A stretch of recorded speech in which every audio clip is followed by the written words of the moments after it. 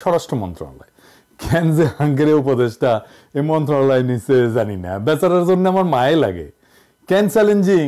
কারণ এই মন্ত্রণালয়ের ইনস্টিটিউটগুলা সরাসরি নিপীড়নের সাথে যুক্ত ছিল। পুরা পুলিশ বাহিনী থানা টানা ফেলায় পলায় গেছে, ট্রাফিক পুলিশ পর্যন্ত পলায় গেছে। জনগণের মধ্যে পুলিশ সম্পর্কে ঘৃণা এমন চরম পর্যায়ে পৌঁছাইছে যে পুলিশ থানায় বসতে ভয় পাইতেছে। পুলিশ মারাও গেছে অনেক, মায়ের ট্যাঙ্কে রেখেছে। শুধু তাই না, হাসিনা পলায়নের পরে আনসার বিদ্রোহ সামলাইতে হয়েছে। আমি পুলিশ সংস্কার নিয়ে একটা এপিসোড করেছিলাম, এই যে এটা সাজেশন দিছিলাম ছাত্রদের মধ্যে থেকে কিভাবে পুলিশ নিয়োগ দেওয়া যায়। সরকার ট্রাফিক পুলিশ ওই আইনেই নিয়োগ দিছে, আমারটা দেখে দিছে কিনা জানি না, দিলে ভালো, না দিলে অসুবিধা নাই। যাই হোক, সমস্যা কলে মেটে নাই। পুলিশের মরাল বাড়ানোর চেষ্টা না করলে, পুলিশের সাথে জনগণের দূরত্ব না কমলে দীর্ঘমেয়াদে বাংলাদেশে বড় ধরনের সংকট তৈরি করবে। আমাদের হইতে হবে সৃজনশীল এই সমস্যা মোকাবেলার জন্য। আমি এটা নিয়ে স্বরাষ্ট্র উপদেষ্টার সাথে সরাসরি কথা কইতে চাইছিলাম, তো উনাদের তো মেলা কাম আর কি চাও, উনারা মেসেজ পাঠাইছিলাম, তো স্বরাষ্ট্র উপদেষ্টা আমার ফোন দেওয়ার টাইম হয় নাই। আমি একটা জিনিস বুঝি না, ওনারা তো পলিটিশিয়ান না, পাবলিক ফিগার না, যে এলাকায় যাইতে হয়, দলের লোকদের টাইম দিতে হয়, মিটিং করতে হয়, রাজনীতি করতে হয়, তারপরেও ওনারা টাইম পান না। আমি নিজে থেকে কতজনের সাথে কথা বলি, দেখেন শহীদ পরিবারের সাথে কথা বলি, আপনারা তো জানেন। এমনকি আমি একদম মাঠের কর্মীদের সাথে কথা বলি, আন্দোলনে মাঠের ছাত্রদের অনেকের সাথে কথা বলি। আমি টাইম পাই, ওনারা টাইম পান না। তবে একটা পলিসি হিসাবে আমি নিজে থেকে উপদেষ্টাদের ফোন টোন দিই না, ওনারা দেন। ওনারা যদি ফোন দেন তাইলে টাইম দিই। দায়টা ওনাদের, আমার না। ওনারা দায় বোধ করলেই আমি ওনাদের সাহায্য করব। এমনকি আমি প্রফেসর ইউনূসেরও বলছি যে স্যার আপনার প্রয়োজন হইলে আমরা কল দিয়েন বা মেসেজ পাঠাইন, যদি কখনো মনে করেন, যদি মনে করেন আমার সাথে আলাপ করার দরকার আছে, কল দিয়েন, আমি আছি। তবে উনি জানাইছেন আমার এই যে ওনার সরকার নিয়ে আমার এই ক্রিটিসিজমগুলো জরুরি আর দরকারি মনে করেন। উনি বলছেন আমি যেন এই কাজটা চালায় যাই। তো যাই হোক, প্রফেসর ইউনূসকে ধন্যবাদ। আপনাদেরও জানা থাকলো যে ওনার সাথে আমার যোগাযোগটা আছে আর কি। যাই হোক, এখন আমার ক্ষুদ্র ভ্রাতার ভগিনীরা কইতে পারে যে দাদা আপনি উপরে উপরে সমালোচনা করেন, এত বাম্বু দেন আর তলে তলে টেম্পু চালান।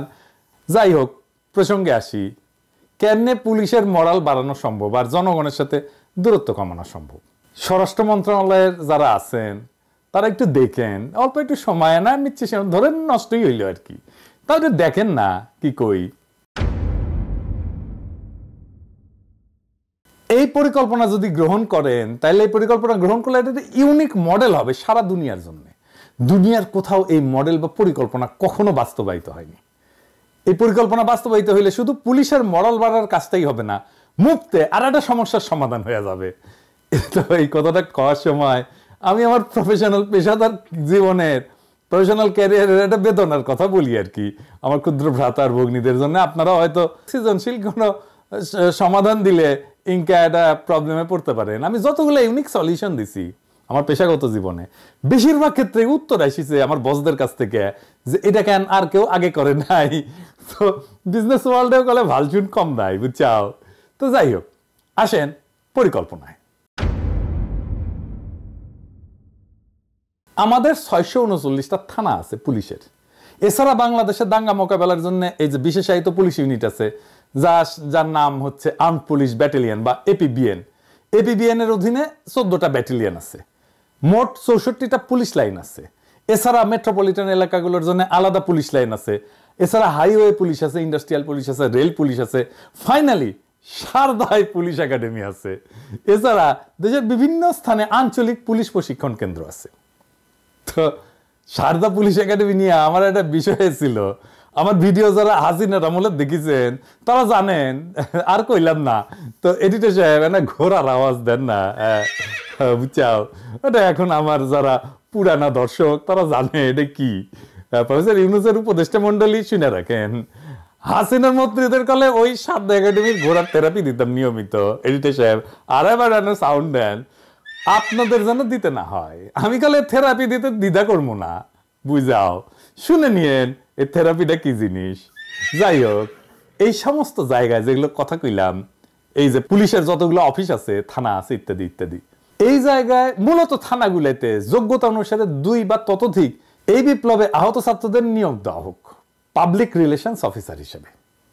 সারদা একাডেমি এবং পুলিশ ট্রেনিং একাডেমিগুলোতে ট্রেনার হিসেবে নিয়োগ দেওয়া যেতে পারে, পুলিশ লাইনে সাপোর্ট স্টাফ হিসাবে। কিন্তু থানাগুলোতে যেখানে জনগণের সাথে যোগাযোগ, সেখানে পাবলিক রিলেশনস অফিসার হিসাবে। পুলিশ নিজে দেখবে তাদের দানব হয়ে ওঠার ফল কি হয়েছে। তাদের সামনে নিরন্তর একটা জ্বলন্ত উদাহরণে ঘুরে বেড়াবে আহত ছাত্র জনতা। পুলিশের মধ্যে রিমোর্স বা অপরাধ বোধ ঢুকবে। তারা এরপরে নির্মমতা করতে গেলে ওই আহতদের ছবি তাদের চোখের সামনে ভেসে উঠবে। আবার উল্টা দিকে দেখেন, একজন সাধারণ মানুষ যখন থানায় সেবার জন্য আসবে, সে দেখবে এই বিপ্লবে আহত ছেলেদের কাজ করতে, সেবা দিতে। স্বাভাবিকভাবেই জনতার হৃদয় আর্দ্র হবে, পুলিশের প্রতি তার কঠোর মনোভাব পরিবর্তিত হবে এবং জানবে আহত ছাত্র একজন পুলিশ। পুলিশের জনবিচ্ছিন্নতা কাটবে। এই আহত ছাত্ররা বিশেষ পোশাক আর টুপি পরতে পারে, যেমন লাল টুপি পরতে পারে। এই ব্রিগেডের একটা আলাদা নাম দেওয়া যেতে পারে, যেমন ধরেন জুলাই ব্রিগেড। ভেবে দেখেন, দাঙ্গা পুলিশের অপারেশন হয়ে যাচ্ছে কোথাও, আর দাঙ্গা থামাইতে সামনে ক্র্যাশে ভর দেওয়া 10-12 জন জুলাই ব্রিগেডের সদস্য আহত ছাত্র জনতা। ওইখানে পুলিশের কোনো অ্যাকশনে যাইতে হবে না। এই পুলিশের দিকে কেউ ঢিল ছুড়বে না, এই পুলিশকে কেউ মারতে আসবে না। কারণ সামনে গার্ড হয়ে, শিল্ড হয়ে দাঁড়ায় থাকবে আমাদেরই ভাইয়েরা, আহত ছাত্ররা, আমাদেরই বাচ্চারা। পুলিশের নির্মমতা সারা দুনিয়াতেই গেল একটা সমস্যা। এই মডেল সারা দুনিয়াতে পুলিশের নির্মমতা দূর করার ক্ষেত্রে এক যুগান্তকারী পদক্ষেপ হইতে পারে। পুলিশের নির্মমতার শিকার পুলিশেই নিয়োগ দেওয়া হবে।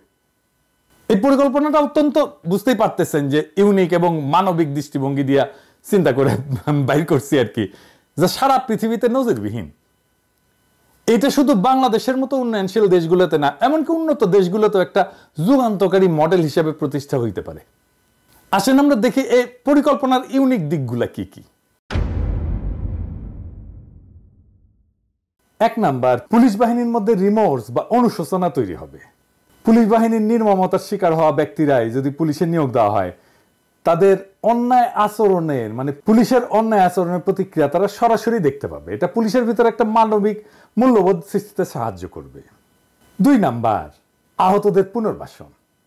এইটা হয়ে যাবে, একটা বড় অংশের পুনর্বাসন হয়ে যাবে এই প্রক্রিয়ার মধ্যে দিয়া, 2 পক্ষেই লাভ।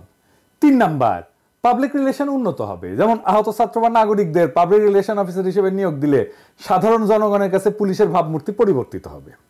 থানায় গিয়া মানুষ সেবা পাওয়ার সময় আহতদের দেখা পুলিশের মানবিক দিকটা উপলব্ধি করবে। 4 নাম্বার, দাঙ্গা মোকাবেলার নতুন কৌশল। ধরেন দাঙ্গা মোকাবেলার সময় আহত এবং ক্র্যাশে ভর দিয়া দাঙ্গার সামনে দাঁড়ানো জুলাই ব্রিগেড দাঙ্গা প্রশমনে সহায়ক হবে। এরা তো সাহসী ছেলে, এরা তো দাঙ্গার সামনে দাঁড়াইতে ভয় পাবে না, ওইখানে যেই তো তারা আহত হয়েছে। এবং তাদেরকে যখন সামনে দেখবে, তখন এই পুলিশের উপরে থেকে ঢিল ছুড়বে না। এই কৌশলে পুলিশকে সহিংসতা ছাড়া পরিস্থিতি নিয়ন্ত্রণে সাহায্য করতে পারে। 5 নাম্বার, বিশ্বব্যাপী পুলিশের নির্মমতা সমস্যার সমাধানের মডেল হিসাবে এটা দাঁড়ায় যেতে পারে। আমেরিকা, ইউরোপ, এমনকি অন্যান্য দেশে পুলিশের নির্মমতা একটা বড় সমস্যা। এই মডেল সেইখানে গ্রহণযোগ্য হইতে পারে। রেস্টোরেটিভ জাস্টিস প্রোগ্রাম বলে একটা মডেল আছে, যাতে নির্যাতিতদের সাথে অপরাধীদের সামনাসামনি বসানো হয়, যাতে অপরাধীরা তাদের কর্মের প্রভাব বুঝতে পারে। কিন্তু আমি যে প্রোগ্রামের পরিকল্পনা দিলাম আর কি এতক্ষণ ধরে, এটা কিন্তু রেস্টোরেটিভ জাস্টিস প্রোগ্রামের মতো না। আমি বলতেছি সরাসরি পুলিশ বাহিনীতে আহতদের নিয়োগ দিতে হবে। এই পরিকল্পনা প্রভাব কি পড়তে পারে? 1 নম্বর প্রভাব, পুলিশের আত্মসমালোচনা এবং অনুশোচনার সুযোগ তৈরি করবে। এটা তো তৈরি হয় নাই, এটা আমাদের তৈরি করে দিতে হবে। আহতদের চোখের সামনে দেখতে দেখতে পুলিশ নিজেরাই সংযম এবং মানবিক আচরণ করতে শিখবে। এটা কাউকে আর শিখাই দিতে হবে না, আমরা তার স্পেস তৈরি করে দিলাম। 2 নাম্বার, সামাজিক মেলবন্ধন এবং বিশ্বাস তৈরি করবে। আহত ব্যক্তিরা সেবা প্রদান করলে সাধারণ মানুষের মধ্যে পুলিশের প্রতি যে বিদ্বেষ, সেটা কমে আসবে। 3 নাম্বার, আইন শৃঙ্খলা পরিস্থিতির উন্নয়ন হবে। সহিংসতার পরিবর্তে পুলিশ সমস্যা সমাধানের জন্য মানবিক এবং কৌশলী পদ্ধতি অবলম্বন করতে পারবে। তবে এই প্রোগ্রামের কিছু চ্যালেঞ্জ তো আছেই, সব প্রোগ্রামেরই চ্যালেঞ্জ থাকে, দুর্বল কিছু দিক থাকে, সেটা বলে রাখি। 1 নম্বর হইতেছে যে পুলিশ বাহিনীর মধ্যে থেকে এই মডেলের বিরুদ্ধে প্রতিরোধ আসতে পারে, কারণ এই পরিবর্তনকে নিজের জন্য সে হুমকি মনে করতে পারে, বা তারা মনে করতে পারে যে এটা পুলিশকে দুর্বল করার একটা প্রচেষ্টা।